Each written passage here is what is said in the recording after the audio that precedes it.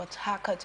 Welcome to Atlantic Television Network, where we give you all the details that you need to know about happenings in Nigeria. Atlantic Sunday is the program, and it's a syndicated live program of the network that features chit-chatting and conversations on special interest topics, on news events and stories through correspondence reports, experts' opinion, and stakeholders' analysis. Good morning again. Some of the topics we'll be looking at today, we'll take this one from Kano State, where it says government to guide against artificial price hike. Government, that's Kano State government, to guard against artificial price hike. And they'll tell us ways in which that is going to be done. And we'll also get to look at something, we'll get to look at it if it's something that we should all apply, all other state governors should apply in their states. Now, we'll take a story from the National Assembly, where the House of Representatives are to remove universities from Band A electricity tariff. House of Representatives to remove universities from Band A electricity tariff. And we'll take a story from Economy. Tinubu serious in solving economic crisis. This is a statement by Nyesom Wike, the FCT minister. On corruption, federal government is committed to eliminating menace. Fabemi's statement on corruption. On health, Tinubu approves management unit for sector. And on climate change, Nopeng comments IGP on green initiatives. On FX, as foreign exchange, CBN injects $148 million into market. And on protest, the topic that has been on for a long time and everywhere, actually everywhere on social media and all of the newspapers we have there online. This one's talking about the foreign mercenaries. The IGP has said that foreign mercenaries are recruited to cause damage, and they've also told us what they would do to make sure that the lives and properties of individuals in Nigeria are protected during the protests. On food inflation, yam sellers have urged the federal government to curb price hike. I don't know if you've tried to buy yam recently, but this is a huge topic on its own on the lips of so many Nigerians. Our guest is already seated in the studio. We'll find out more about these stories and what his analysis are after the break. I'm still Enidoye Jackson. Please stay with us. Corruption not in my country. Driver, why you just the jack us up and down like this now? I hope nobody carry me. Hello.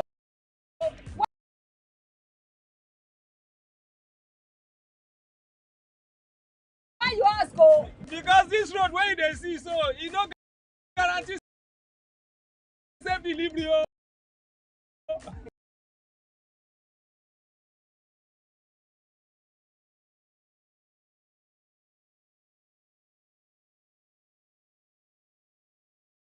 We just vote for government, but we not get good governance. At all. Road so no day, light usai. The infrastructure it can't turn to be forbidden fruit for the city. Corruption, well everything.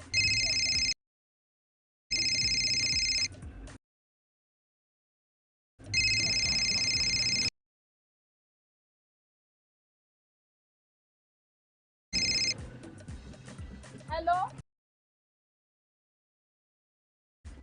Hello, madam. Good afternoon. Good afternoon. My name is Mrs. Ayeni. I am calling from the Ministry of Humanitarian Affairs. Okay. I've been expecting your call. Madam, remove this your phone from loudspeaker. Now my phone be like that. Hello? Are you there?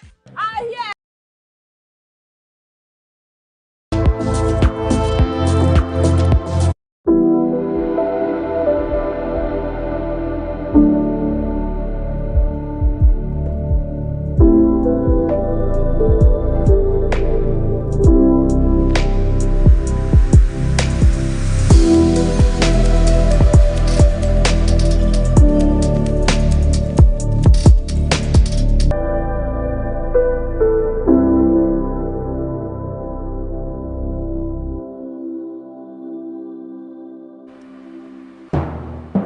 All right, welcome back. Good to know you're still with us. Let's quickly introduce our guest in the studio. With me, seated here is one of ATN Sunday's regulars. I'm talking about no other than Dema Emmanuel George. He's an economist, he's a public affairs analyst, he's a human rights activist, and a whole lot of other things. Good morning, Dema. How are you doing today? Good morning. I'm very well. I love the heart. Thank you. Welcome. Now let's you. talk about matters that concern Nigeria. The chairman of the Kano State Public Complaint and Anti-Corruption Commission, Barrister Mui Rimingado, said the commission is all out actually, to guard against artificial price hikes of commodities to mitigate the sufferings of the people. And he made this known while addressing a press conference at the Commission's headquarters. He said it received a series of complaints from residents of the state about the hike in the price of bread by bakers, despite the reduction in the price of flour bags, and has swung into action to ascertain the genesis, whether it's actually artificial or whether there are other factors. He said the commission, upon engaging the bread bakers, was informed that it initially reduced the price of bread, but claimed that within 2 days, flour dealers increased the price of flour bags by 5,000 naira. And he said the commission is mediating between the parties to ensure that the right thing is done and to also ensure that the price hike is not artificial in order not to put untold hardship on the people. Sometimes when we talk about artificial price hike, at the end of the day you realize that it's still Nigerians who know what is going on, who knows how the situation of the country is, that will still inflate the prices of these goods. That's in cases of artificial price hike. There are also times when there's a reason for the hike, like this story. So let's get your thoughts on this one. Well, the efforts and the move being, the action taken by the government official to checkmate these excesses of traders is a welcome development. When we look at these skyrocketing prices and the high cost of goods and services in Nigeria today, it reminds us of the fact that for too long we have not dealt with the fundamental questions that is affecting our economy.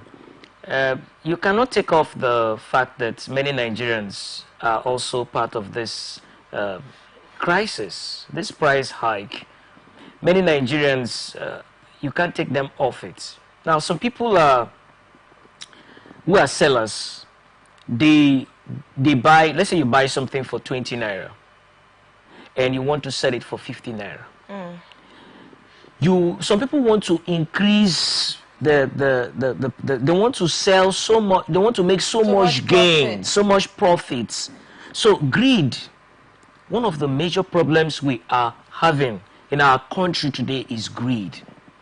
We cannot take off the fact that the cost of energy, the cost of raw materials, the transportation costs, security costs, all these put together is passed on to the consumers, because the producers, they must make profits. Of course. So the consumers pay for all these costs. They might not see it, but it is there. Security costs, the energy cost, the transportation. What's the state of our roads?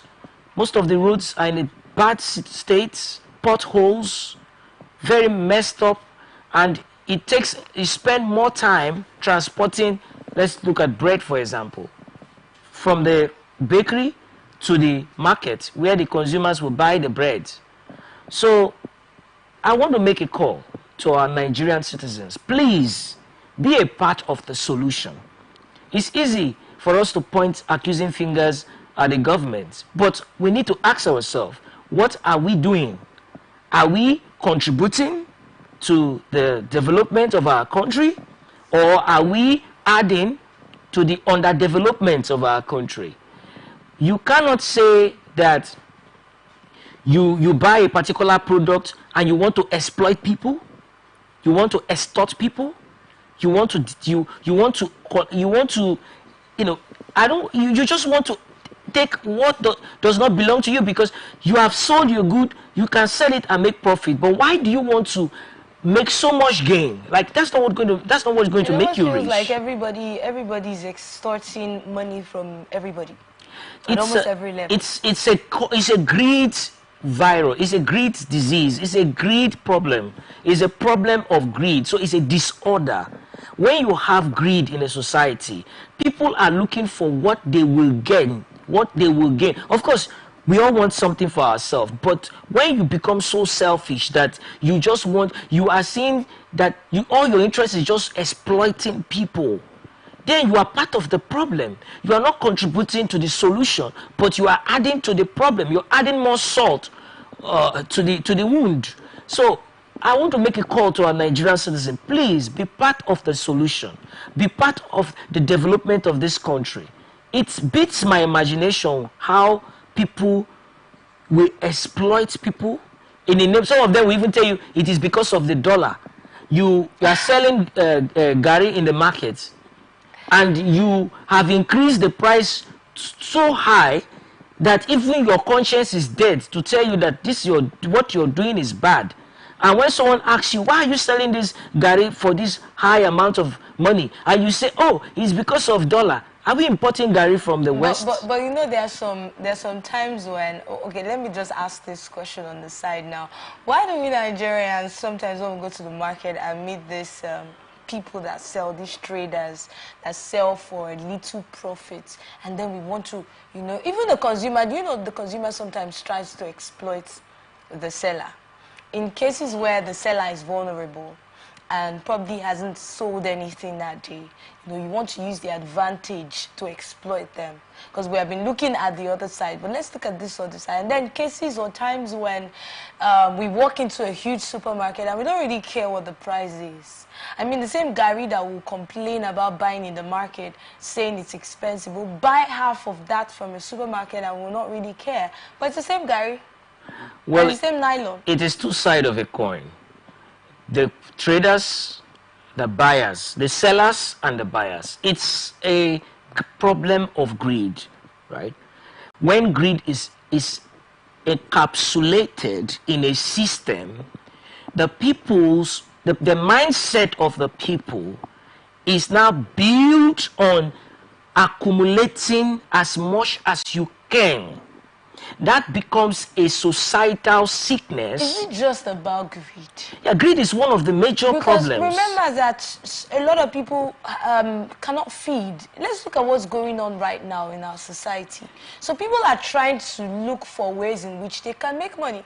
People are also trying to look for ways in which they can make, should I say, more for themselves. And, you know, as much as you can sell this product and make 10 naira profits, if you can make 15 naira profits, you know, there's this ideology that there's really nothing wrong with it. That's why when you go to the market to get something, they don't tell you the actual price. They hike it. Then when you're able to price, you know, exchange prices and all of that, that's when negotiation comes in and then it reduces. So would you say that seller is being greedy? I'm not against price. You know, as an economist, we're interested in profit making. You can't be in business without making profits. It's not a charity organization. You have to pay your tax, you have to take care of your personal needs, and you have to take care of the business and all that. And what I'm trying to talk about, or what I'm trying to say, is that beyond profit making, when you look at it like in a chart, beyond profit making, when it gets to a point in that chart where people, their mindset, you know, there's this structure in them that is all about exploiting from people. They have this mentality that they are sharp, they are smart, or they are intelligent if they can steal from as much as they can. So it's not just a problem. Do you really call it stealing? I call it stealing because to some way it's stealing, because there's a point you get to when you become too much, when there's too much of greed in you, that you steal. Do we call it greedy because it's the people in the market we're talking about now? In the case where it's business, like actual business, it's not like that's not business, but I'm talking about huge contracts, bigger bids. Do you understand? Where I'm selling it off to you, or we're having conversations, and then negotiation comes in, and I take my price up there. Looking at it, when we're done with our negotiations and everything, and we come to a level ground, are we going to say that is greed? It depends on what drives your interest. What drives you? Business. Yes, business drives you. What kind of business is driving you? What kind of business mindset do you have? Do you have the business mindset that you must make so much, at the negatively impacting your business partner? In business, there should be a win-win situation. You make a profit, that you achieve your part of the deal, the next person achieve his or her part of the deal. So it's a win-win situation. There should be a mutual benefit. You are in business to sell and to buy. The consumer gets dividends or value for the product. You get profit for the product you sell. So what drives your interest in business? Is it to make profit, or you want to make so much profit that it negatively impacts your clients? That becomes problematic, and that becomes a red flag, and that becomes a signal that there's something going on with you. There's something going on within you that is wrong. So when we look at it from the macro level, it's a societal problem. And when you look at it in the political sector, in the public sector, it is also a problem. We have heard cases of politicians stealing money, putting it in a sockaway, in a toilet. Some of them burying it inside the pit. Some of them putting it in the cemetery. How can you define such kind of insanity? It's an insanity that you don't even know how to define it. Okay. So I think the efforts the government officials is putting in place is a welcome development, because whether it is artificial or natural or induced by people's greed or selfishness or materialistic drive, we need to also deal with the problem in the society. Exactly where I was going to. We need to deal with the problem within the society. We need to look at the society generally. We need to sensitize our people. We need to sensitize our mind. We need to ask ourselves. We need to speak to ourselves. We the people, we need to speak to ourselves. We need to talk to ourselves. You are the first preacher to yourself. You are the first teacher to yourself. You are the first doctor to yourself. You are the first engineer to yourself, because the thoughts that go through your mind can engineer a negative action. So being a mind engineer, you have to engineer good thoughts. And when greed is coming in, because we all have this, many people are driven by, look at A has achieved this, B has achieved this, I didn't come here to play, I didn't come here to waste time. No. Build yourself. All right, while we get to look at the part that it could be artificial, let's also look at the part where they said it wasn't artificial. The bread sellers actually made the point when they said that bags of flour had been increased. The prices had been increased by 5,000 naira from investigations now. Let's look at other state governors, implementing this, because Kano state government has said that they're taking steps to make sure that they're able to liaise with both parties, to be able to come to a leveled ground where nobody is cheated.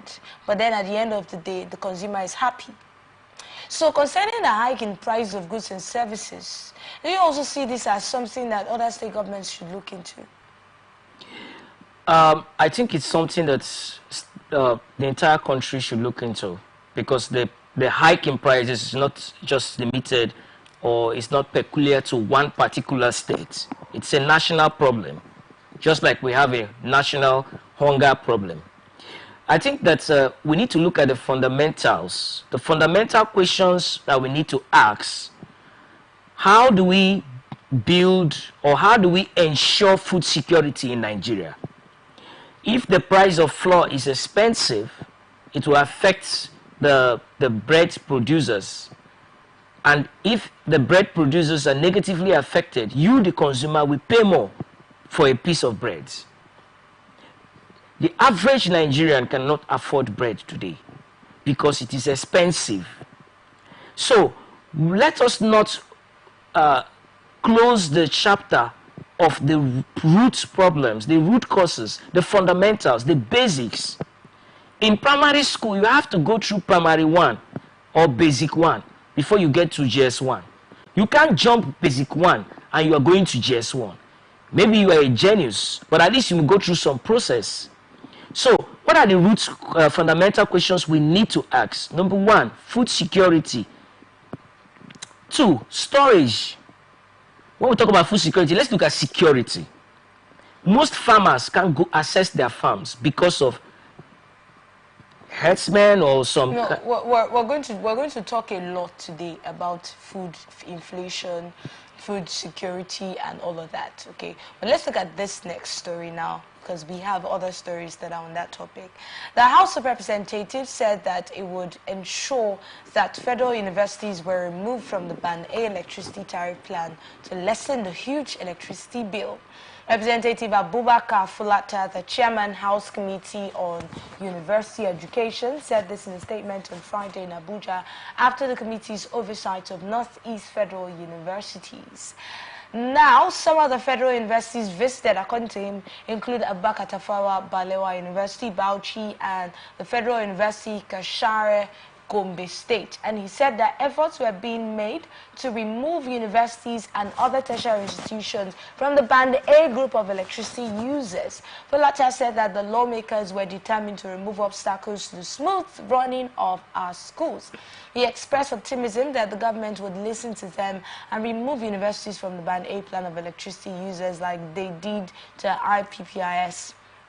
The committee said that most universities were finding it difficult to pay electricity bills due to a hike in the tariff. We've heard different schools go on a protest due to blackouts. Was it Uniben now that went on protest the other day where they had to block the highway, and it affected businesses.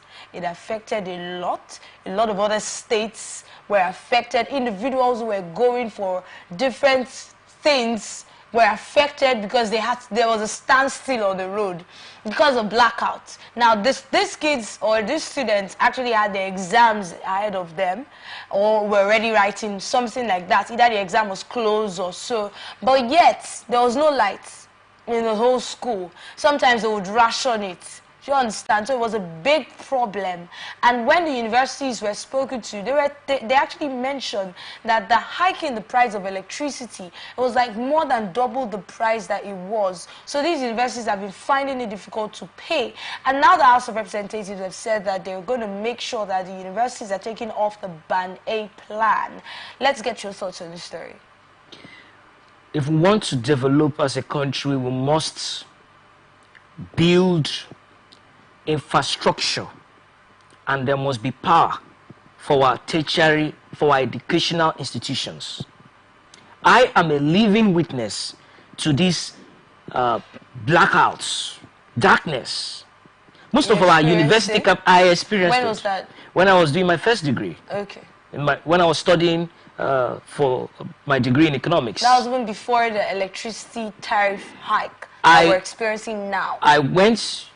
I like studying in the night. We have reading group. I go to the hall, the lecture hall, to read with my lamp, and it's all dark. There's no light. Okay. There's no power supply. Yeah, true. So many students are going to the university. They don't have adequate, consistent supply of power. And we are talking about development. We have been talking so much about brain drain, but we are not looking at powering our tertiary institutions. Now, I can tell you the multiplier effect, even on research and development. Most professors, most lecturers, most students cannot write research or do research because there's no power. How do you power your laptop? How do you have the data working or Wi-Fi? Is your computer functioning without power? So this is a major problem. This is one of the biggest monster in our educational system that we need to deal with. So when we talk about power, it is very important if we want to develop as a country. So you think this issue of power and blackout, since you have made reference to your time, which was not this year, that was years ago, right? Many years ago. Okay, so this problem has been there for some time, and I can also attest to it that when I was in school, it was also a big problem. So are you trying to say, are you trying to say that this is not even a case of this current electricity hike? It's not just a case of it. It has been a long-term problem. Most of our universities, if you visit in the night, if you go to some classrooms or some lecture halls, there's no power. Even daytime, there should be power supply. If the lecturer is teaching with a projector for the students to see what is being taught, displayed, and there's no power. If you want to do some research and you want to go online, you want to do something, there's no power. Most lecturers can't function properly harness the potentials they have to build a sound society, an educated society, because there is no power. What can we hinge this on? What could be the problem behind this? Leadership failure, number one. The biggest culprit is leadership failure, both at the federal, state, local level, and even in most of these tertiary institutions. See, there should be a collaboration between the university community and the government and private multinational companies and firms. There should be a partnership, because see, power supply is critical to our development as a country. Now, we have been talking so much about the price of food, the hike, the inflation, and the hunger. We have not looked at power, the cost of doing business.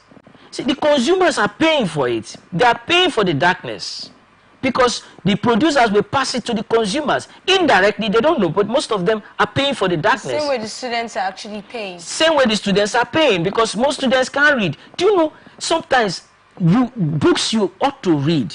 There are so many books you should read, but there's no power supply. You're carrying lamp. That's why most of our students, when they leave the shores of this country and travel to other European countries, they fly, because you have the conducive environment, the infrastructure is there, is put in place to engineer an educational system that is productive and sound. You can't say you have an educational system when you don't have power supply. How do the students read? Are they going to read in the dark? Go to so many, I'm talking about tertiary institutions, go to primary schools. I've seen a lot of children carrying lamps to read. Some they don't even have good light to read. The other day I was passing on my street and I saw some little kids. They were reading in the dark. There was no light. I have to caution them that you're damaging your eyes. They love to read, but where is the light? Where is the power supply for them to read? The government, the agencies, the universities, the ministries of education should please try as much as possible. Even if we can't fix power supply for the entire country, our hospitals should have constant power supply. These are life-saving places. It's funny when you go to a hospital and they tell you, a government hospital, and they tell you there's no power. Our hospitals, they say there's an emergency, and you're rushing a patient who needs to maybe carry out a surgery or some emergency, and there's no power supply. We have lost a lot of lives in this country. It is not every time we blame the people in the village. I'm not saying the village people are not there. But sometimes the problem is not the people in the village. The problem is even us, or those that are responsible to provide or make this infrastructure available for the people to save lives, but they are not available. So talking about bad leadership, you feel like the government is not funding the universities enough? Funding universities goes beyond just building a hall and fixing chairs. There are basic necessities that should be provided to make the universities function as an educational institution. An educational institution is to build the next generation of leaders that will pioneer changes in the different sectors of our economy, from technology to science to economics to tech, to all across, to agriculture. That's what an educational institution should be. It's not just having a building and a label that is a university. And one of the basic infrastructure that should be provided is power supply. There should be constant power supply in our universities. The libraries should be functioning. The e-libraries should be functioning. There should be lights. These are not things that are far from known. These are not things that we do not know. These are not things that the leadership does not know. So one would wonder why they are not being done, as primary as having power supply.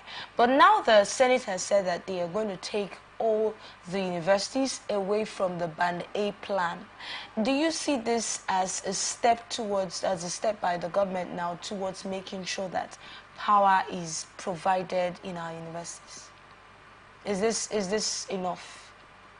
As beautiful as it is, implementing it is the most important. If it's implemented, how effective do you think? If it is implemented and if it is sustained, it's a good one. But for me, whether you're taken to band A or band, the alphabetical categorization or alphabetical labeling is not what matters to a Nigerian. What is important is provide the power. They don't even need to hear so much grammar. We've heard a lot of grammar and a lot of beautiful speeches. If you think taking them off band A plan will be effective and will help in production of power in our universities, what about when they were not even on band A and then there was no power? Like, do you understand? When they were not on band A, when there was no hike, when the prices were lower, there was still no power in some universities. So what is the difference? What is this thing that's going to be different from what it used to be, even if they are taking off the band A plan? You see, when people give label to something, band A, band B, I think we should look at building a structure that will provide power supply directly to our university campuses, especially the government universities or public universities, under the control of the governments. Either we have a gas plant or a renewable energy or some form of energy. We could explore renewable energy and ensure that if we have sufficient renewable energy, we have solar, we have sun, the sunlight is there. We have communities that are rivers, we could have hydropower, we could have wind power, we could have other renewable energy that we could invest in and directly channel it to these university campuses and have a kind of an independent body to monitor and ensure that there's efficient distribution of power to the universities. It could be power to the tertiary institutions or a project that will look at powering tertiary institutions and independently run so that it is effective and monitored. We can provide constant power supplies to our universities. How much attention do you think, from your analysis, you're into academics, you also, even if you're not a teacher or one who impacts I've been a knowledge, teacher, I'm still a teacher. Yes, even if you were not, you at least attended university, right? And not talk of adding the fact that you have been a teacher. How much attention would you say that the government is giving to education, especially as regards our tertiary institutions? I would say they're not doing enough, because most of these public leaders or public officials, they send their kids abroad and they know what education is all about. They are not ignorant of it. They are aware of the importance of education. That's why they send their kids abroad. Why are you sending your kid abroad if you trust the system? Why not allow your child to study in a Nigerian public university? You want the best for your child. Do you want the best for the child of the man in the village? Do you want the best for the child of the woman frying akara on the road? Do you want the best of the man who does not have the capital, or who is jobless, who is unemployed, who cannot send his children to school? Do you want the best for the majority of the Nigerian citizens? Most of these public officials, they benefited from the scholarship funds and the educational system in the 70s. They benefited. They were beneficiaries of scholarships. They were beneficiaries of government goodwill. They were beneficiaries of all the goodies or all the packages that came from the 70s. But now they're in government or in position or in power, they've forgotten. If you come out from a system, a broken system, it is your responsibility to build that system. You should leave that system better than you met it. So, I would say the government, they are not doing enough. Of course, we have a lot of private universities now springing up from left, right, and center. But the question is, we need to look at education as the life wire of our economy. Even the standard that we used to see private universities as in the past, some of the new private universities no longer uphold that standard. So it looks like education is even being watered. That's the standard of education in Nigeria.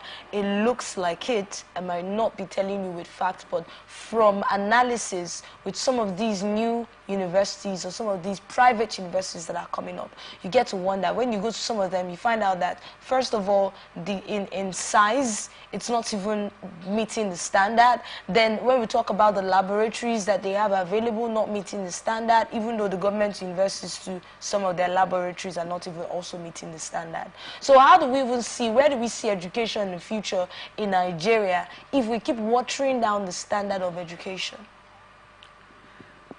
I don't want to be a pessimist, but what is going on in our educational system is a call for urgent action. When a building is about to collapse, there will be some cracks in the wall. There will be a warning sign or a warning signal.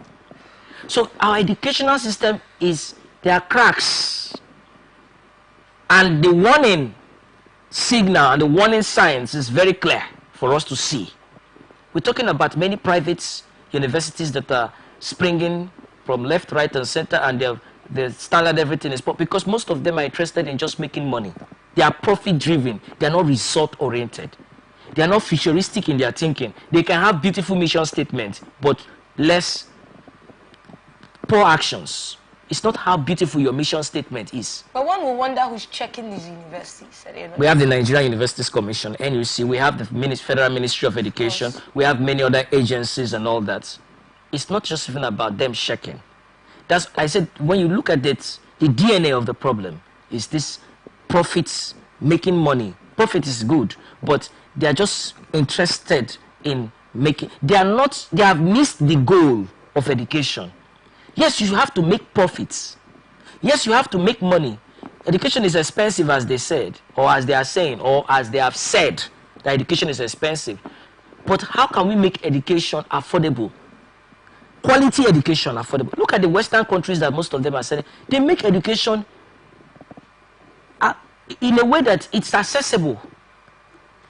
Yes, it's expensive, but they make it accessible. Someone who does not have, you don't need to have so many connections. So far as you are interested in education, there are scholarships, there are opportunities, and they make room for people to come in because they understand the value of education in the society. So what are we having here? The educational system that even some of the lecturers, some of them are not supposed to be there. They're supposed to be doing some other jobs. They're not supposed to be in the classroom. So? Because a lecturer is like a doctor. You can make or mar a life.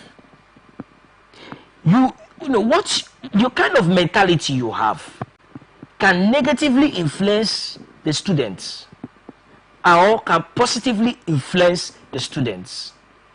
So if you're not interested in education, you shouldn't be a lecturer.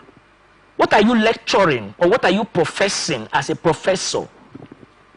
You should be a role model. You should set standards. You should inspire confidence. You should be there to build the students so that you are going to plant that seed of academic excellence in them. Well, you feel some of our lecturers are not... A lot of them are not supposed to be there because they are just there for their selfish interests. They are not there because they're interested in the education of the students. So all the negative things that we are witnessing in our educational system, it needs total overhaul and purging, sanitation. It needs to be sanitized. Education is very, very important, no doubt about that. Even our political class and our elite, they understand and they know the importance of education. That's why they send their kids abroad. But we need to make education affordable and quality. Quality education will not just happen until we start doing the right things. We start making sure that these bad eggs that are messing up our educational system are taken off. And we give room to those who are interested in the business of education to be there, to cause a change in the educational system. We should make education is a vehicle to drive peace. Looking at the electricity hike now, I know we've talked about education and how this has affected universities and what the House of Representatives are doing now. But let's look at businesses also and how this has affected different businesses today in Nigeria. So do you think that the reps should also, what step do you think the House of Representatives should also take in that regard concerning the electricity hike and businesses operation in Nigeria? If you're a member of the House of Representatives, you have a constituency you are representing. That's why they call it House of Representatives. You are representing a people. You are representing a constituency, and there are constituents in your constituency that you are representing. You are their mouthpiece. You are their spokesperson. You are there to defend their rights. You are there to advocate for them. You are there to bring development to the community. You are there to correct the abnormalities that is taking place in that constituency. That is why they voted you in to represent them. So your first responsibility, go back to your constituency. Spend at least a week there. Leave Abuja or leave Lagos. Yes, leave that lusurious lifestyle and go back to your constituency. Some of these representatives, I doubt if they visit their constituencies. Most of them, they hardly visit their constituencies. Implying that they don't really know the pain of the people. Yes, when you spend a week in your constituency, if they don't have power supply, you will be aware because you are there. At least move around your constituency. Feel the pulses of the people. Ask questions. Get to the people. Meet the people. You are there for them. You are representing them. You're not there to represent yourself and your friends alone.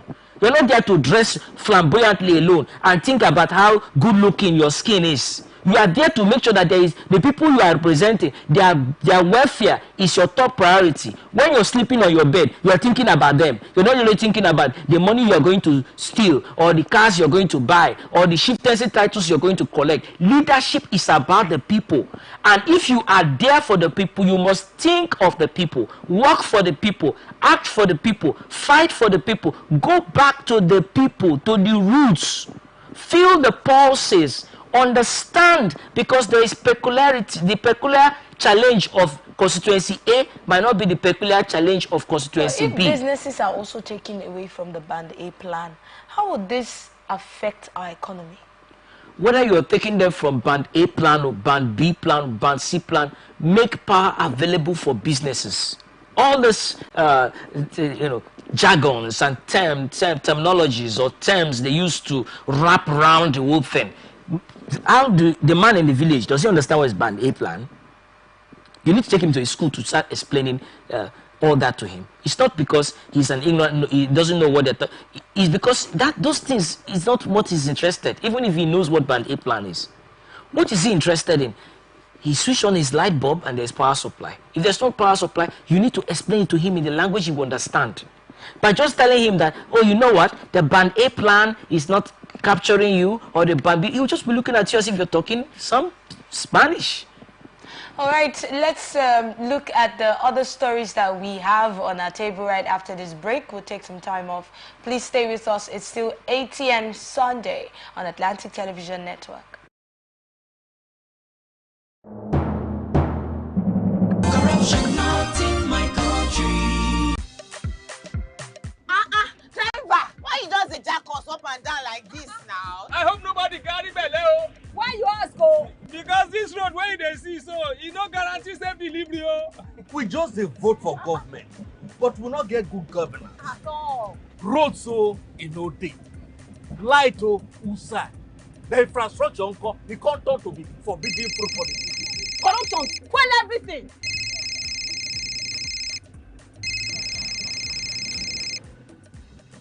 Hello? Hello, madam. Good afternoon. Good afternoon. My name is Mrs. Ayeni. I am calling from the Ministry of Humanitarian Affairs. Okay. Okay, I've been expecting your call. Madam, remove this your phone from loudspeaker. No vex, now my phone be like that. Hello? Are you there? I hear, I'm hearing you. Yes. We saw a copy of your invoice for computers, printers, and laptops. Yes. working on them now. Ma,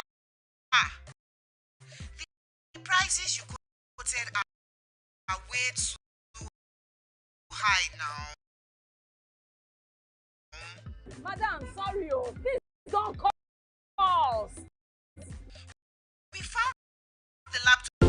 From the line across the ocean to the land beyond the mountains, through the Sahara, we bring on-spot news, live analysis, expert discussions on trending stories in politics, business, socio-economy, sports, and documentaries.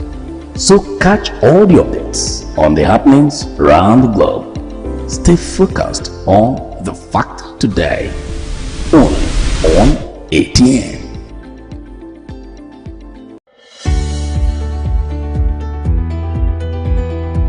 People into the country illegally. That is amazing. Honorable You human trafficker. Honorable You're a human.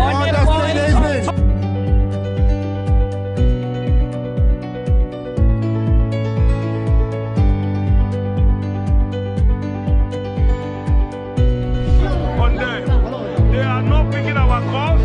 They made up their minds. So no agreement with the EU, but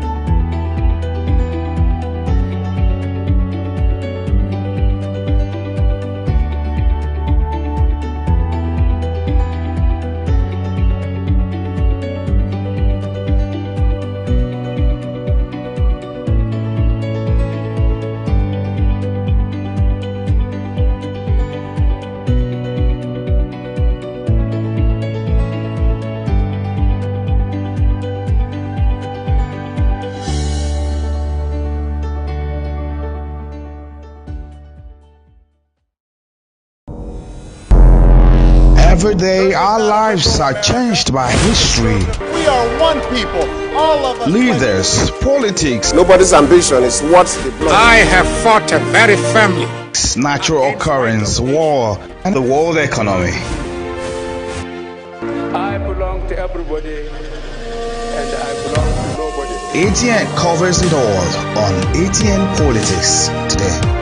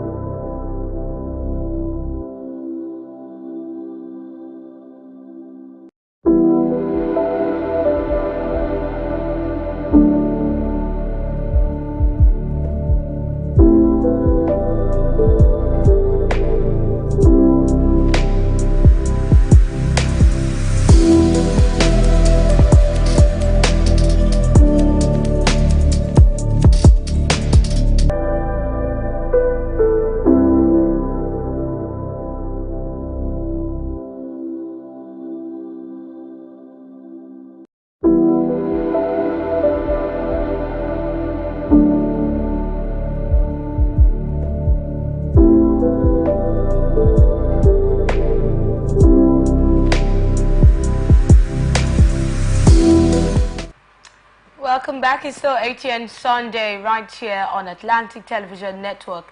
I still have my guest seated with me in the studio, and we have been taking stories making the rounds in Nigeria today. The next story we're taking is talking about the Minister of the Federal Capital Territory, Nyesom Wike, where on Friday he said President Bola Ahmed Tinubu is serious in solving the economic crisis in the country. Wike gave the assurance during the inspection of the ongoing construction of the 7.3 kilometers road in Boari Area Council. He pleaded with Abuja residents to give the present administration the needed support to deliver the dividends of democracy. Addressing reporters during the inspection visit, the FCT minister expressed satisfaction with the speed and quality of the work on the road project and assured that it will be adequately funded to ensure its timely completion by December this year. The minister, who revealed that the project was 40% complete, said about 70% of the contractual sum has been paid to the contractor by the FCT administration and expressed confidence in the capacity of the contractor to deliver the project within the agreed schedule. And he also stressed the commitment of the FCT administration in providing infrastructure in the FCT area councils in line with the renewed hope agenda of President Bola Ahmed Tinubu. You would recall that Nyesom Wike has, I think when this project actually started, statements were made about the duration in which it will be completed. But let's look at the statement he made concerning the President, Bola Ahmed Tinubu, where he said that this administration is serious in solving economic crisis in the country. And this is looking contrary to what a lot of Nigerians feel or what a lot of Nigerians see. And even looking at the fact that we're about to go on a protest because they don't think they don't agree with what the FCT minister said. But it looks like the FCT minister is seeing things differently from some Nigerians currently. If I see an apple tree, and I see the fruits, just looking at the fruits, it will tell me that this is an apple tree. If I see a banana, and it is just looking at a banana, I know that should be a banana tree. That's why even the scripture said, by their fruits. So action speaks louder than words. We are praying for these governments to succeed, because the success of the government is the success of Nigerians. So we want the government to succeed, because if the government succeed, Nigerians succeed. We want the government to do well. If the government do well, we all do well. We are all going to do well. But the reality is, we've heard so much from our political class talk about be patient. Patience is a virtue. Being patient is a virtue. You think we don't have the virtue? No, I'm coming. Patience is a virtue, but don't confuse patience with leadership failure. When there is a leadership failure, or when the leaders are failing, and then they're asking the people to be patient, of course we are patient, but you should start the process. No one is expecting you to build a skyscraper in a day. You have to start with the foundation. And if I quote the scriptures, if the foundation be destroyed, what can the righteous do? So if the foundation, or if the first steps you are taking is faulty, it means that you have to correct it, because it is going to take you to a destination. Decisions will produce destination, and wrong decisions will produce wrong destination. So it is for the government to look at themselves, cross-examine themselves, and ask themselves questions. What steps are we taking? Let's look at the cost of governance. I expect that one of the things that the government should do is cut down the cost of governance. Are they doing it? I don't know.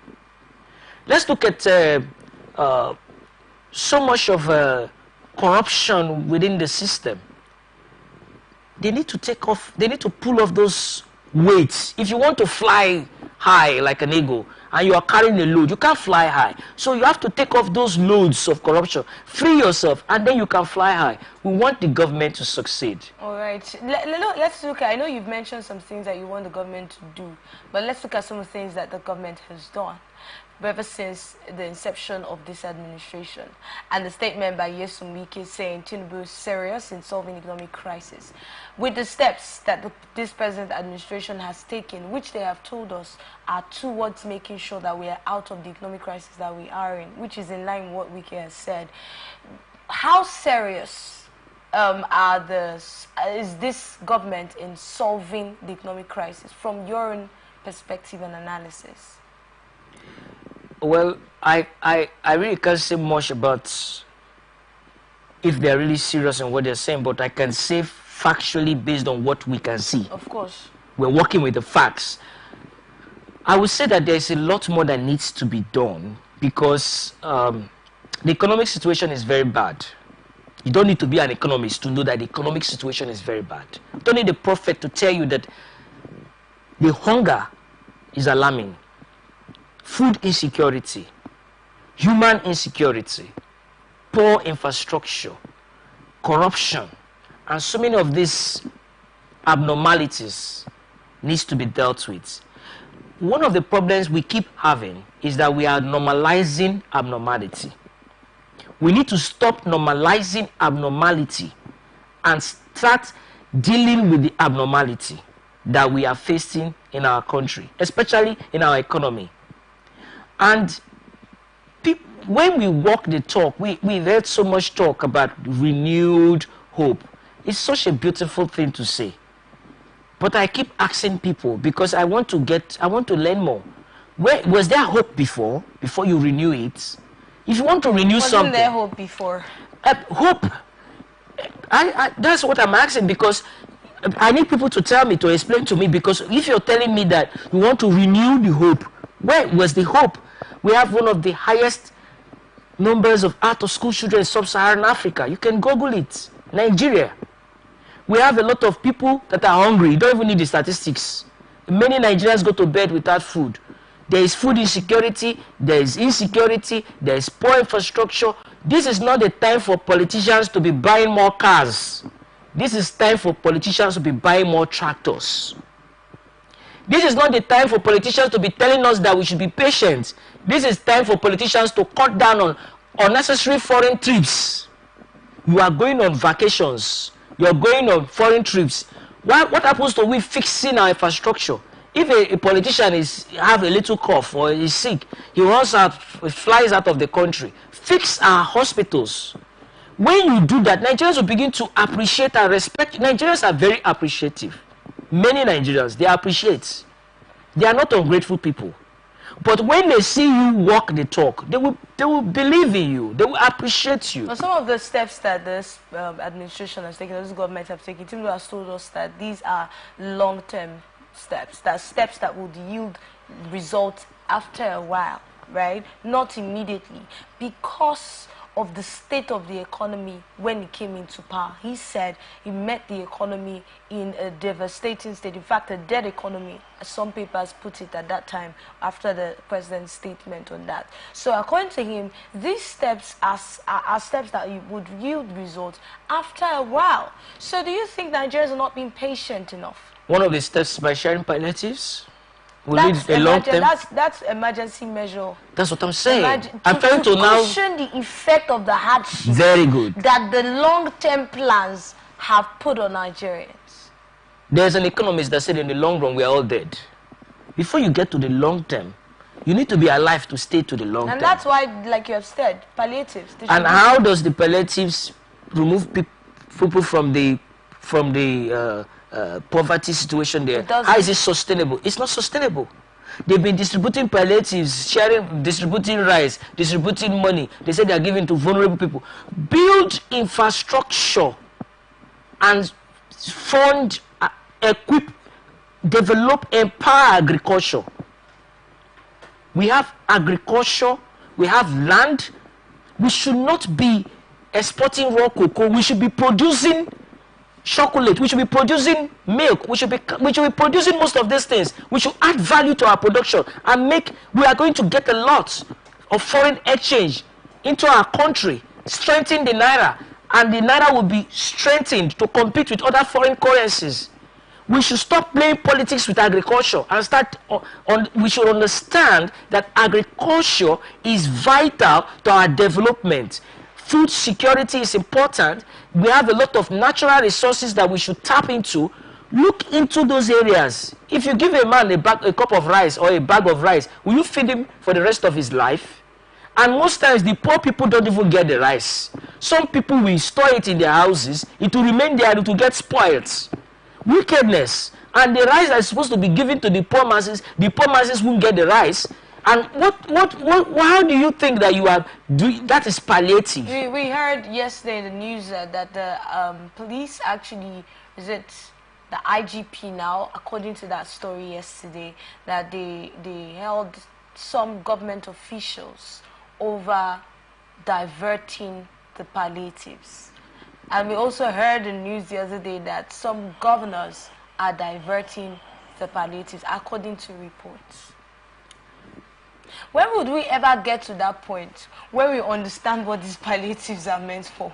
Even though the government has stated that these palliatives are meant for the vulnerable, why do we still have government officials who reports are saying they are allegedly diverting these rice that they can afford?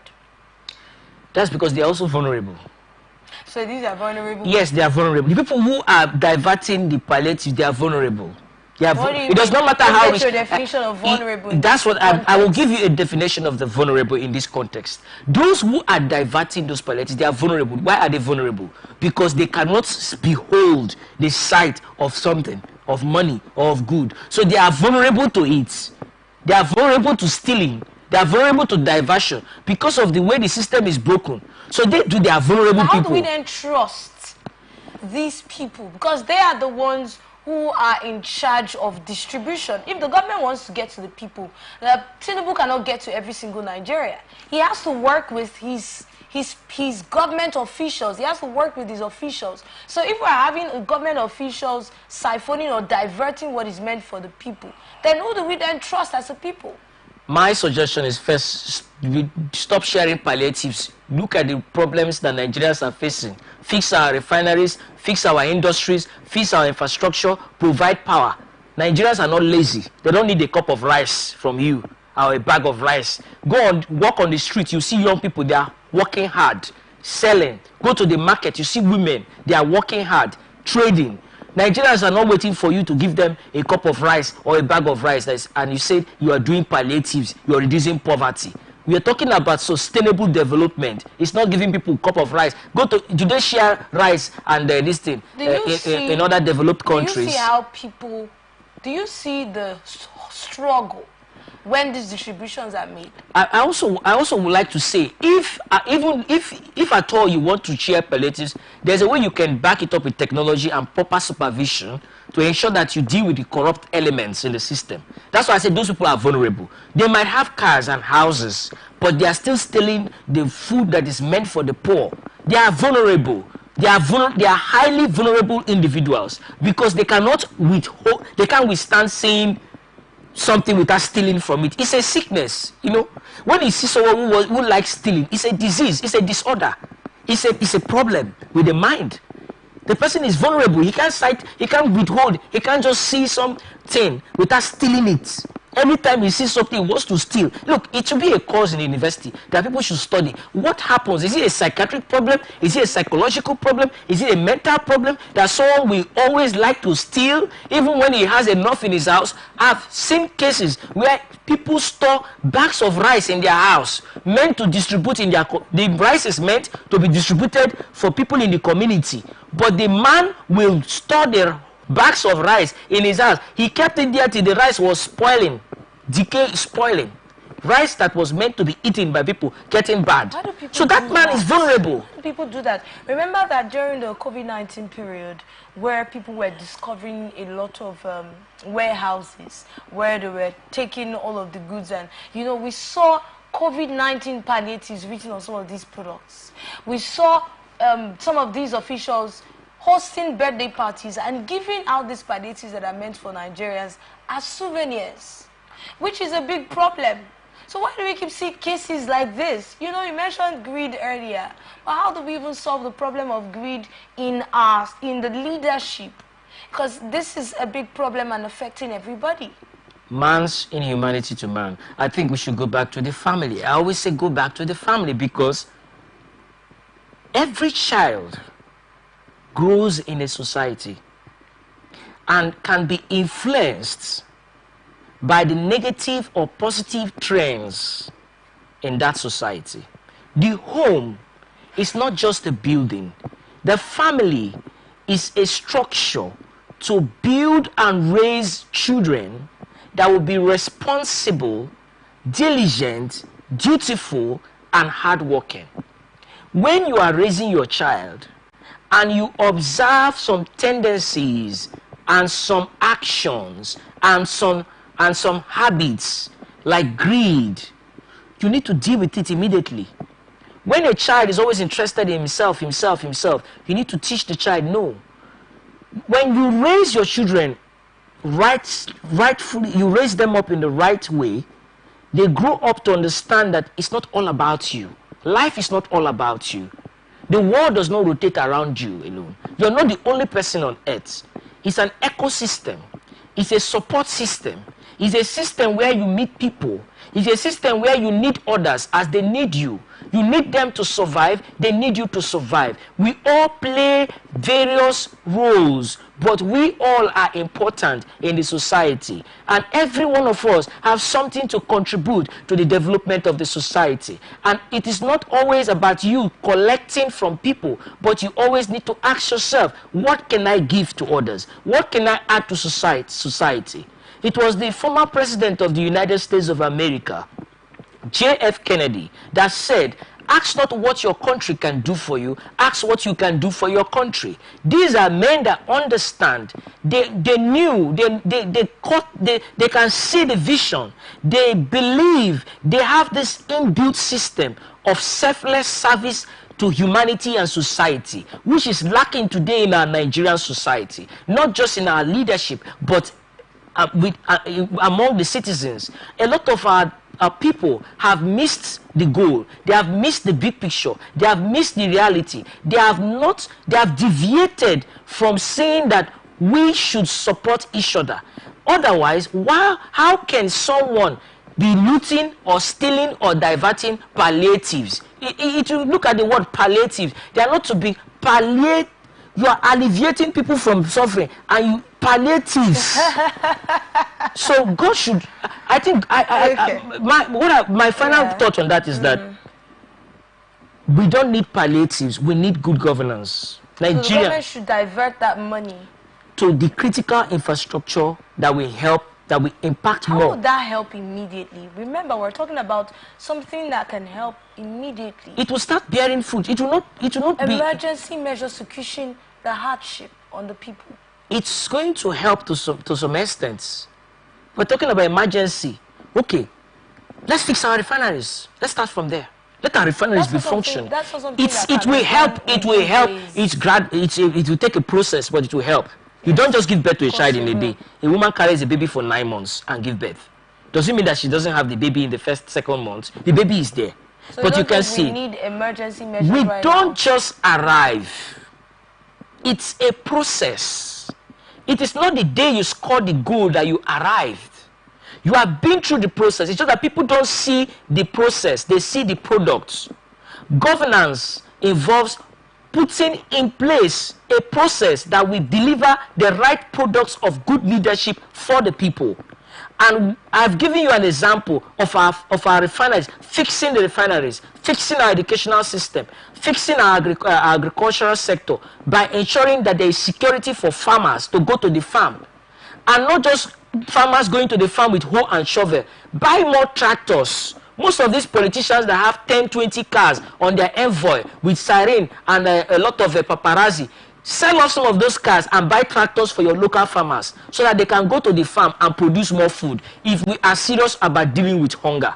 You cannot be telling people that you are serious about dealing with hunger and that the food prices are high when the farmers cannot access their farms. Why would the food prices not go up? Let's look at some steps that the federal government is taking, some of the steps the federal government is taking towards making the economy better. We have this story talking about the Minister of Justice, Lateef Fagbemi. He has reiterated the federal government's commitment to strengthen efforts to fight corruption at all levels.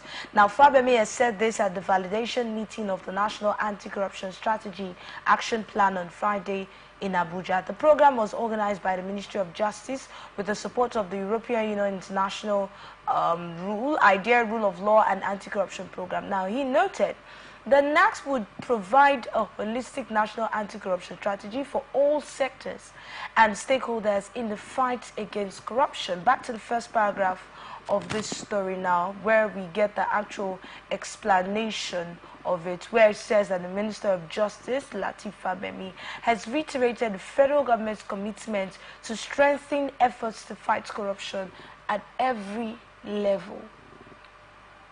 Is this something that you think is being done right now? I know you have given a lot of explanations as to what we expect from the government, but let's look at corruption. You know, we've talked about the palliatives and the fact that some of these government officials, according to reports, are allegedly siphoning, or should I say diverting them now, right? This is corruption. How much do you think the government is doing to fight corruption? Before we talk about how much the government is doing, let me be honest with you, to be very difficult to fight corruption. I'm not pessimistic. I'm a very optimistic person, because corruption that we're talking about, you know, when something has gotten into it's like the DNA, it'd be very difficult to fight corruption. The system adores it, appreciates it. There is an appetite. There is a hunger for the corruption. If you are in an organization and you are not cutting corners, or you're not diverting something, or you're not manipulating the system, they will classify, they will tell you, they will give you a name or a label. You become, they will isolate you. The system itself will make life difficult for you. So it's difficult, but it's not impossible to fight corruption in Nigeria. Now, most times we've heard we are going to fight. Most of the people even championing, saying we'll fight corruption, themselves are perpetrating or encouraging it. Corruption is a big word. There are many areas that corruption can take place. Is it difficult to stop giving money, paying money on the road? It's difficult. Oh, okay. You say you don't want to give money to I don't want to mention names, to our special people on the road. Would it be possible that there are some steps that are being taken to support or, you know, sponsor corrupt practice in the system without even knowing? Could the government be doing some things that are probably sponsoring the corrupt practices that we have, meanwhile thinking that they're fighting corruption? Could anything like lack that of transparency? Can you know, we've heard in this country that the Abacha's loot that have been brought, you know, other countries, money has been coming in to the country for many years. They've been remitting money in dollars, millions of dollars. Where is those money? Now we're talking about fighting corruption. Where is those money? Do you know how many children can be educated? How many children can be sent to school with the proceeds of the Abacha loot? Where are all those money? Who is accountable for it? Where is the transparency? What is the end product of it? What was it used for? Okay, we've heard about, oh, the anti-graft agency caught so person, he stole so amount of billions, and we recover so. The recovery, where is it? So you're just saying carry Nigerians along so that there should be transparency. That if you want to build a system that will fight corruption, you have to start with transparency. And you have to show the transparency yourself. Let me give myself as an example. Let's say I have 3 children.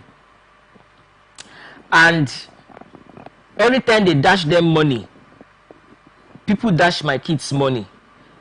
Oh, John, this is for you. I'll collect the money. John, I'm keeping the money for you. And at the end of the day, when John comes to ask me, Daddy, where is the money that they dashed me? I say, "Come on, shut up your mouth." Have you not been eating in this Have house? you not been eating food in what this do you house? mean by that? Why are you asking me about the money? Is that wrong? I can communicate better. That's why I'm talking about transparency. I can tell John might not be of age to handle the money. Maybe I've saved the 2,000 naira for John, and but John, I can't give him 2,000 naira. He might use it. He mustn't know how to use it. He's not up to it.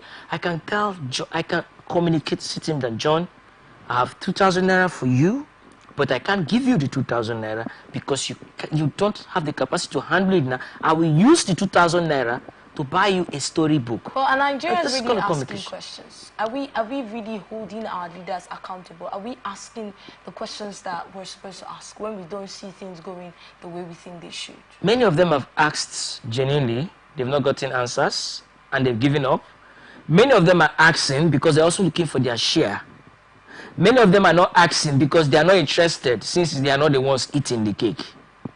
People are looking for how to grab the cake to eat. If they are benefiting from it, they are fine and they are okay. If they are not benefiting from it, they don't care. They're not interested. But if we are really talking about fighting corruption, we have to be true transparency. You collected the one that beats my imagination is the monies that have been. I'm not talking about the crude oil and those ones. I'm talking about the Abacha loots. For many years, the money has been remitted. That Abacha loots has been remitted to the government. If we use that money judiciously, we will have transformed the lives of a lot of Nigerians. But where is it? Who is accountable for it? Who is showing transparency? Corruption we're talking about is everywhere. In our educational system, in the hospital. There are some hospitals you go to, public hospitals. They will not take care of you. They won't treat you.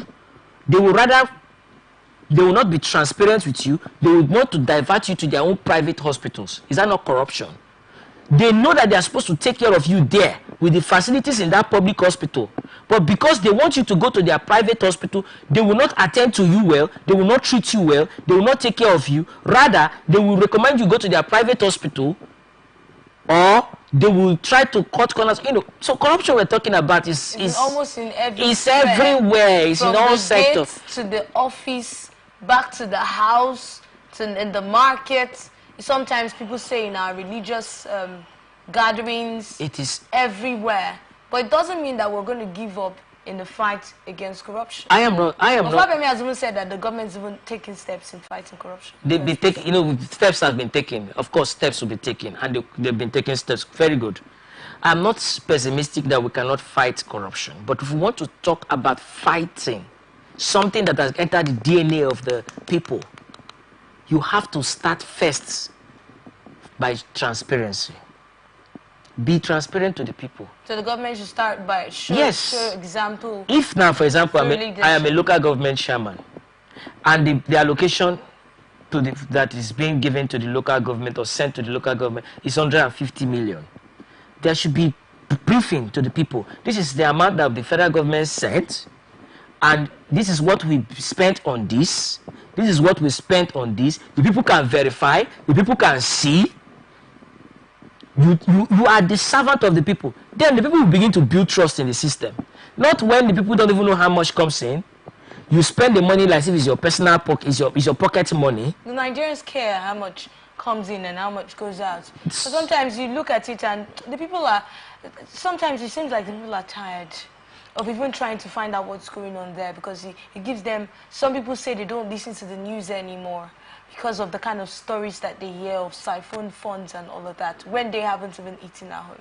Because when you won't blame them. When you switch on your TV or your radio and you keep hearing billions stolen. They don't steal small money, they steal in billions. That affects your psyche. It shifts something in your mind. It causes a disconnect between the people and the leaders. And it even, in a subtle manner, indoctrinates more people to be criminals, because the person will say, so there's this kind of money in the system, so I can go and steal too. I don't know if you've experienced that. Maybe having anybody say that they also want to get into government so that they can know how much they would also steal and siphon. Because many of the people that should be positive and good role models have become negative role models. So instead of them becoming an ambassador of transparency, they become ambassador of criminality, and so they are raising more people to be even worse than them. So fighting corruption should start from the house, because the family start from the home. Be transparent. There are some wives that will go and collect money from their husband's pockets, and they will never tell their husband that they took money from his pocket. Yes, it's your husband. And it's your money. It's my husband's money, it's my money. But tell him. And there are some husbands that will also take money from their wife's bag. And the wife will be asking, I'm looking for this money, and they pretend that's where the corruption starts. If you can take money from your wife's bag without telling her that you took money from her bag, you can take money from a bigger bag. The problem is a geographical problem. If you move from that geography to another geography or to another platform where you have a bigger bag, this time it might not be a physical bag, it might be a bank account.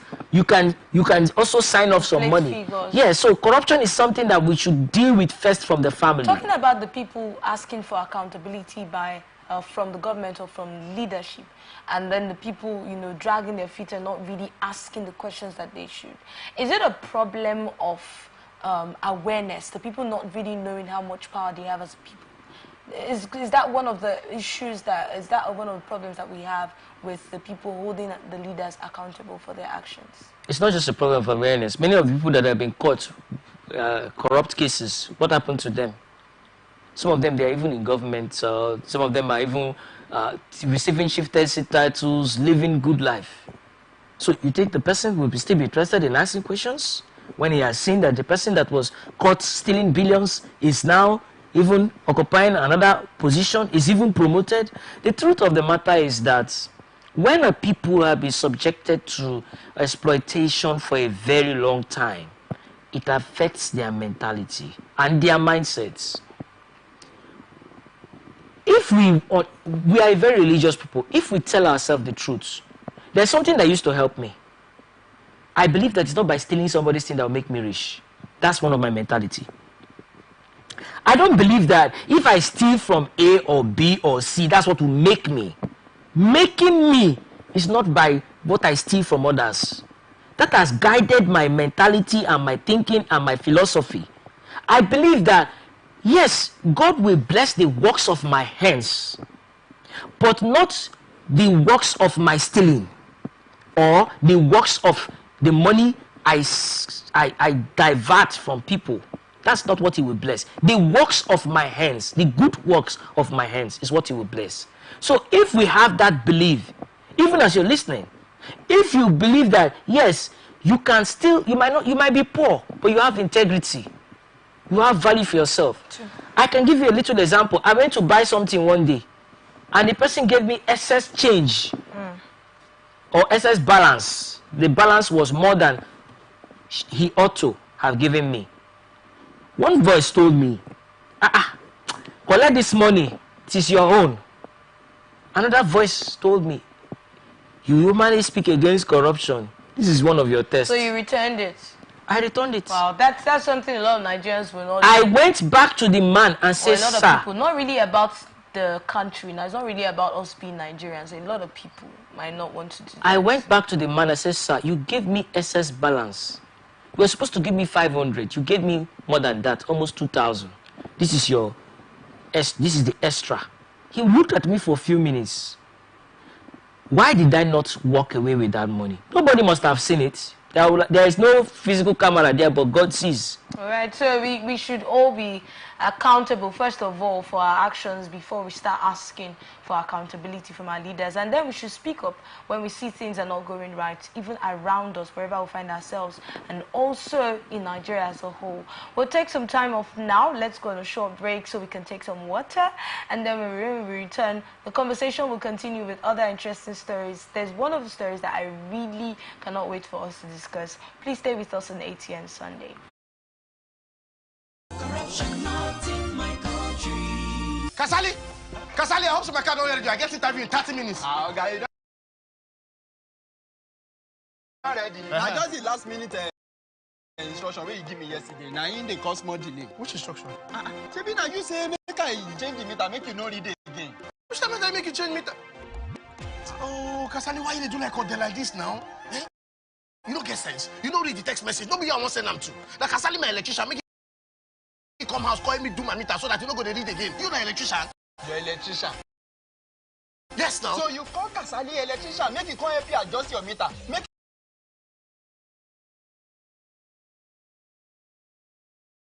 for no read again, abi. So you said you want join people where be say they no want they pay.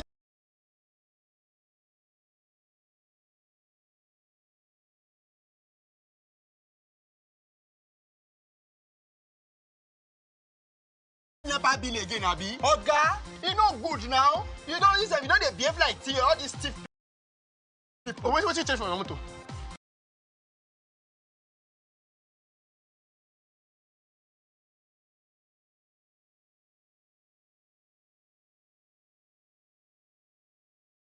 What you change from?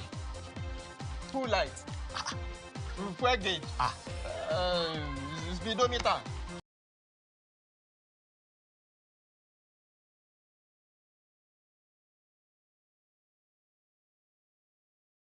For what you know, you for come out for home my motor. I better identify for me. Okay.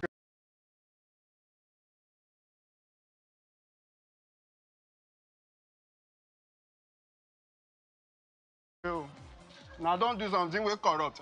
Do something come backfire. Now go come they find how to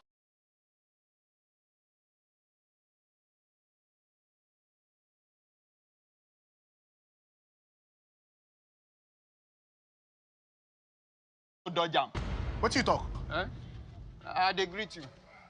This message is brought to you by the Atn Sunday Foundation, the MacArthur Foundation, and with broadcast support from Atlantic Television Network.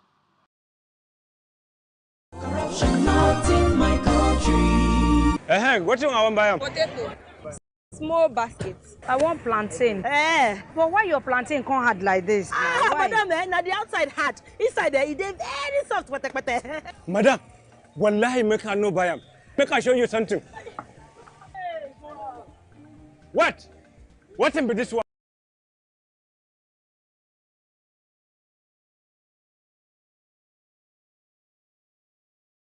Madam, this one now the chemical where they put on for the plantain make ripe up. Hey?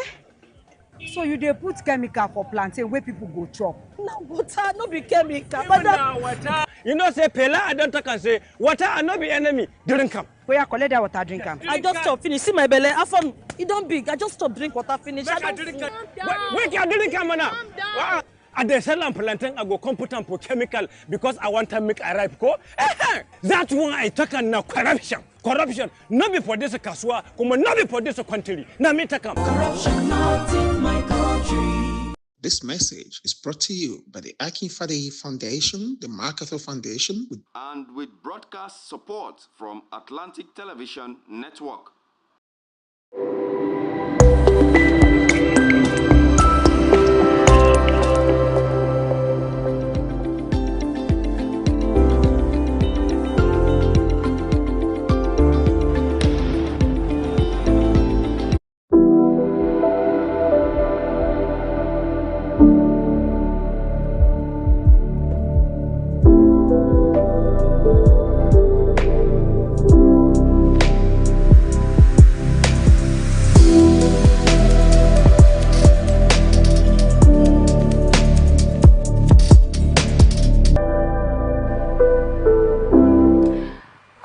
Conversation continues on Atn Sunday.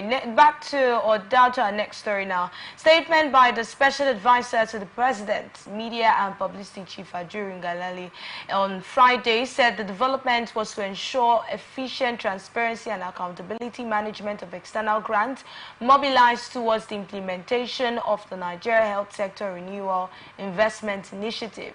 And by the development, we're talking about the President approving management unit for the health sector. The sector-wide coordinating office program management unit will report to a steering committee, ministerial oversight committee that's chaired by the minister, including the Minister of State, Permanent Secretary, Ministry of Finance, Ministry of Budget and Economic Planning, and relevant development partners.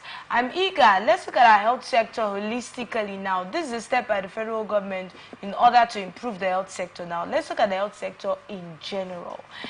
For a long time, we've had so many anomalies in our health sector in Nigeria. How do you think we can come out of this? Prioritize the health of Nigerians. See it as an important priority, just as they prioritize their health.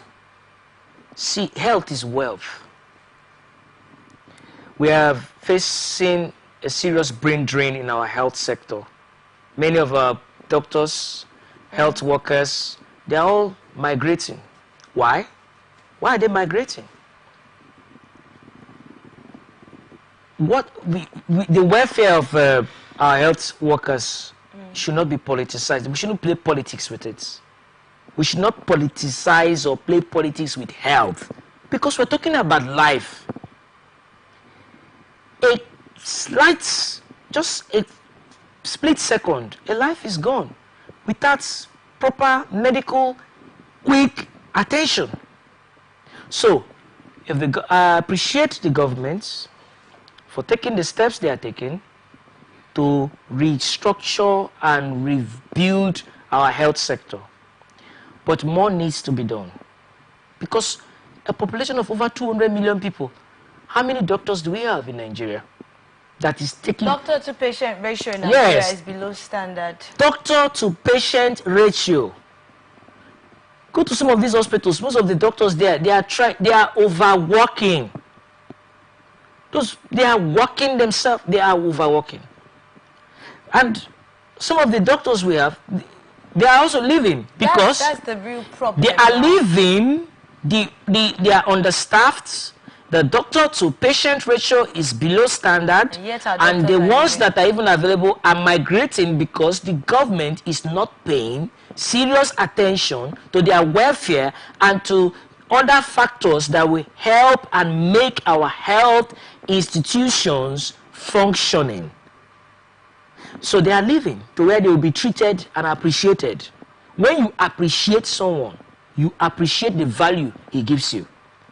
When you don't appreciate someone, you depreciate the value they will give to you. But there have been an argument, especially concerning this brain drain amongst doctors now, that the system here, the educational system here, trained these people.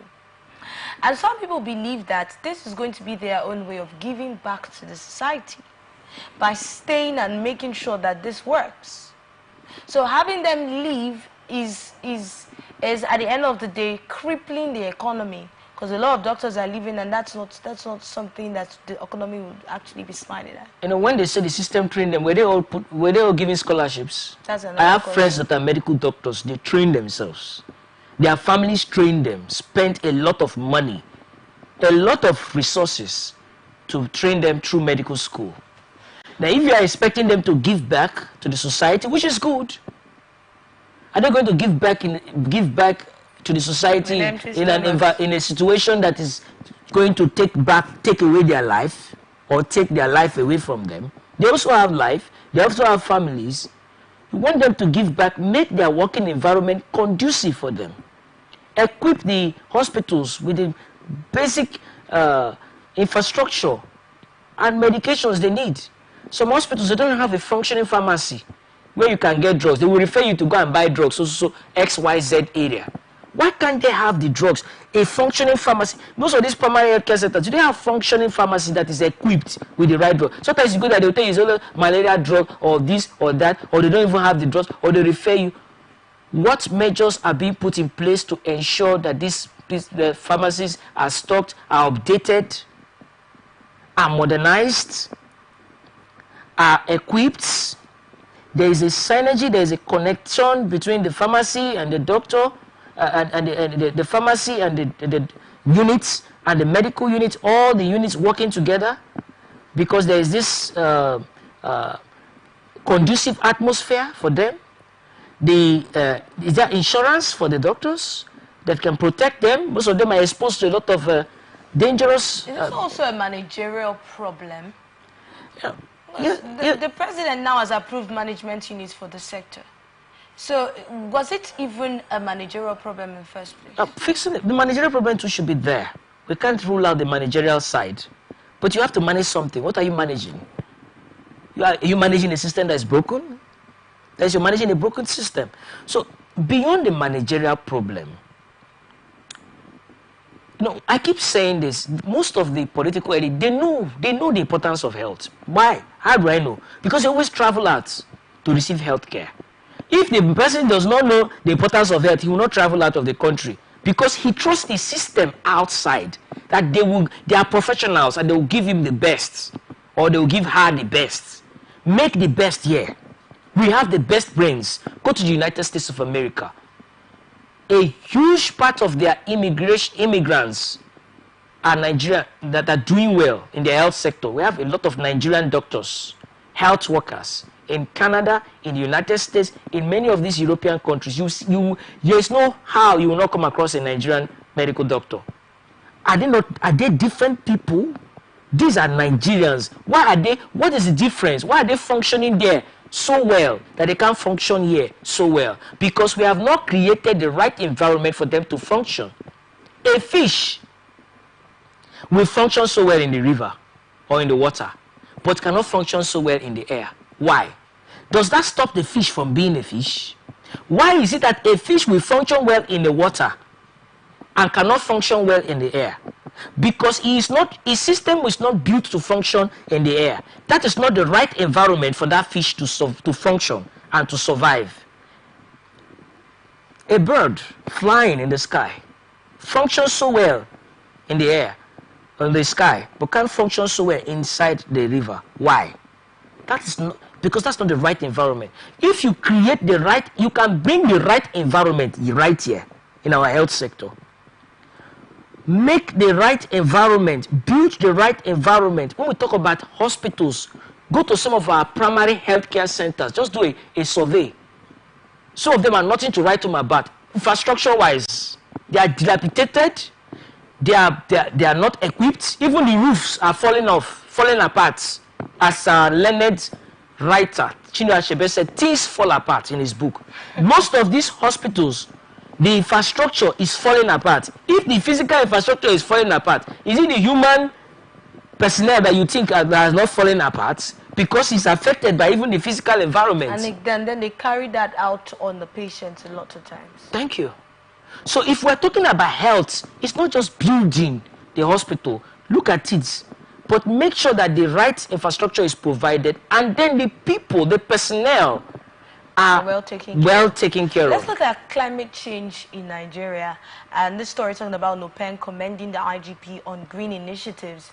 Nigeria Union of Petroleum and Natural Gas Workers, NOPEN, has commended the Nigeria Police Force under the leadership of Inspector General of Police IGP Kayode Ebetokun on the launch of green initiatives to handle the challenges of climate change. The bank's president, Prince Williams, told newsmen that launch should be supported by all and implored other agencies and parastatals of government to take cue from the police. Talking about climate change and the green initiative, down to planting of trees, down to the environmental degradation and steps that should be taken to make sure that we have our environment back, down to the step that was taken by the previous River State government to reduce the effect or to reduce the suits now. The suits, people like to call black suits, right? And all of that. So it's that step showed that it was possible for something to be done. Because it got to a point that a lot of people believe that we're going to live with this. Statistics started coming in saying that people who lived in this part of the country at a long run or in the long run, they'll have lung cancers and all of these things.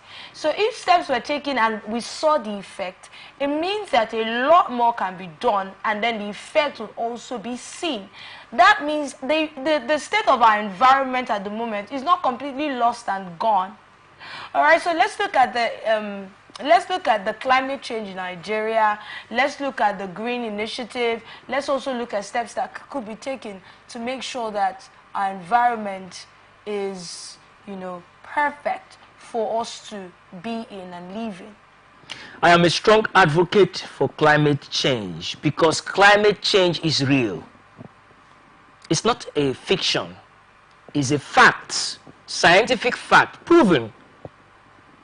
But if we want to take steps to address climate change in Nigeria, we must look at it in two ways. We must also look at the stomach of many Nigerians. The climate in the stomach of many Nigerians is changing. You're very concerned, man, about Nigeria. Yes, no, I am, because you have to link it. I want to link it to climate change. Minister Yes. of Stomach Affairs. What do you think? That would be nice.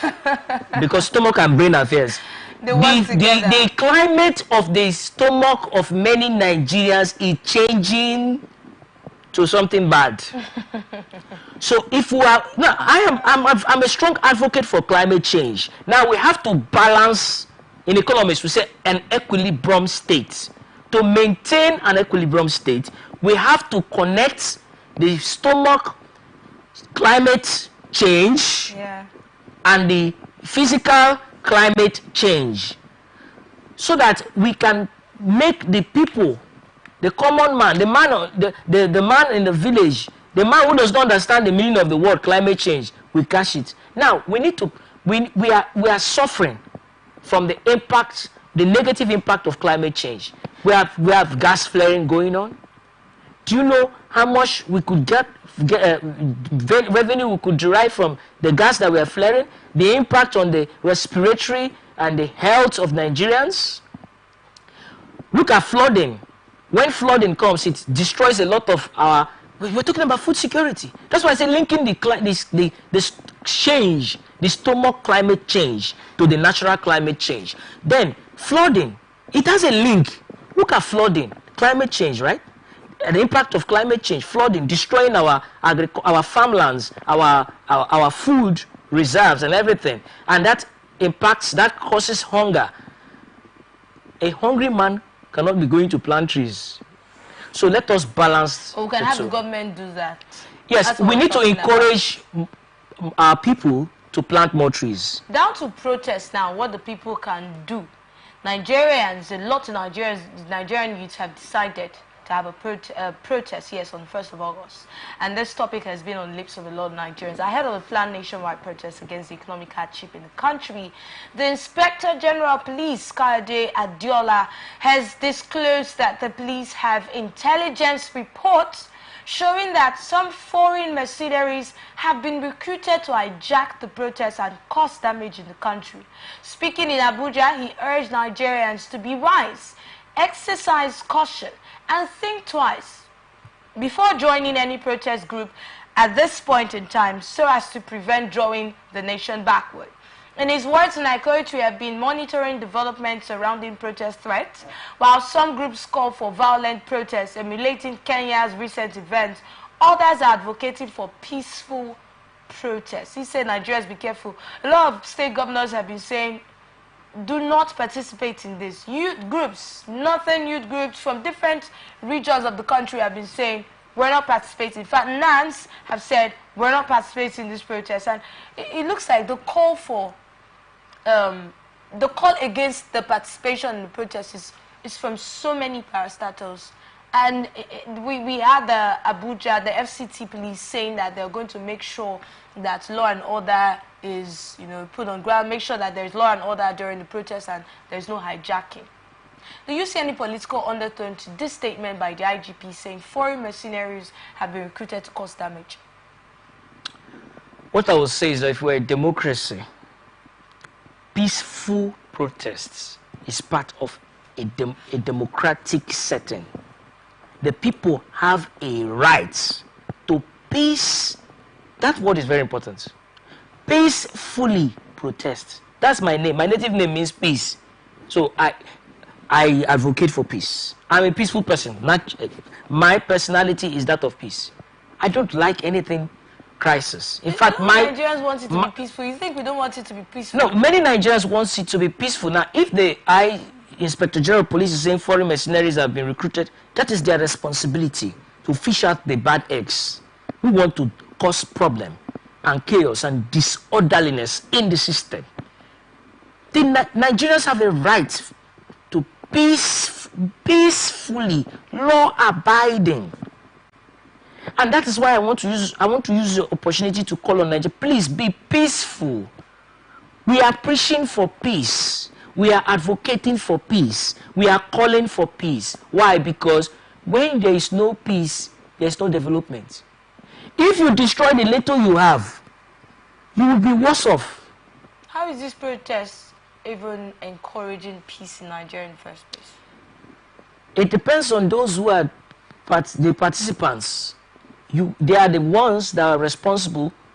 The participants, both sides, the governments that they are trying to call on, bringing their attention to the hunger and the socio-economic crisis, and the people, everyone, all the stakeholders involved, they all have a responsibility to ensure that this protest is peaceful, law-abiding, safe for the citizens and for businesses.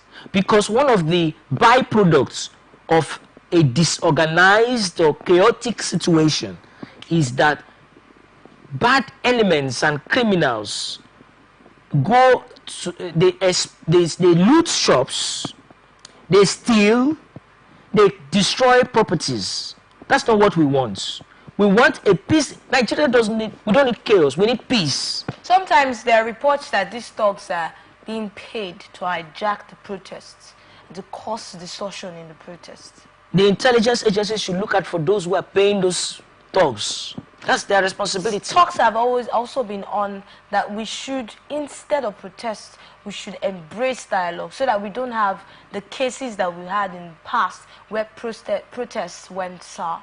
Well, what measures or what is the process or what dialogue have the government put in place to dialogue with the youths and the young people concerning what's going on in the country? Who are the people they invite to Abuja? I'm not talking about the leaders.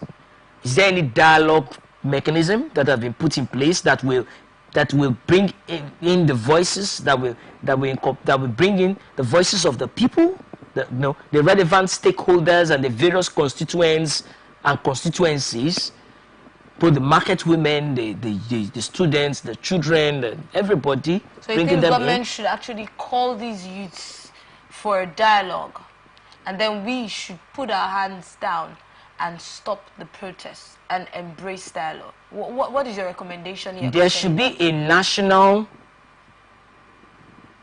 dialogue that the government should put in place. The government should put in place a national dialogue, not a conference where you invite politicians to come and praise-sing you. A national dialogue that all the constituents will be involved, will participate. But we've had something like that in the past. We had a constitutional conference or so in 2014, if I'm correct. Those reports or all the reports from that conference, has it been implemented? What about the protests now? The demands of the people. Let's look at the last protest, not going too far. Mm-hmm. Have the demands of the people been met? Thank you. We had a protest that occurred, the EndSARS protest. Have the government started implementing the recommendations? And that's why people are asking, what is the guarantee that youths have? How are we sure that this time our demands will be met if we get to protest? But let's look at this story that I said we must take before we wrap things up. It's on the yam sellers in the Federal Capital Territory that on Friday they appealed to the federal government to intervene on the arbitrary price increase of yam in the country. Well, the sellers who spoke to newsmen in Abuja said that the continuous increase in the staple food was affecting their livelihoods. They, however, attributed the constant price increase of the product to insecurity, high transportation costs, and the increasing cost of fertilizer.